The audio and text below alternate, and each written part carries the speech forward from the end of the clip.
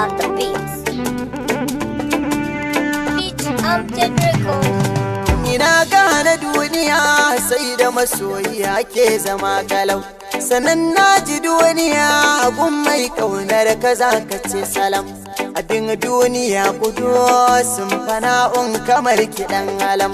To ni ma masoyiya zan bayyana miki na zama kalau. To jirgin masoya za ka wuce zo ka karbi sakona da na tara gayya. Wasiku ne za ka kayo mai sona. Wayo wani rayuwa idan da masoyi tana yawan daɗi.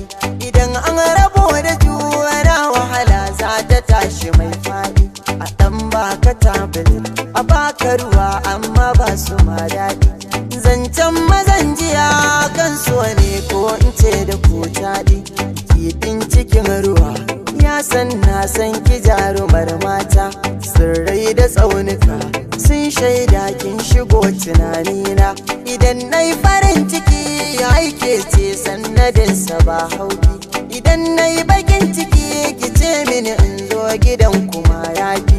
Ki dan bani tallafi domin ƙaunar ki ta yi min zurfi. A domin guje kishi mu bar gulbi kin gafar da ma yafi. Ki dan daina tantama in dai ƙaunar ki ce ake nafi. Dukkan abin da zuciyarka ta so to yana hannun dama.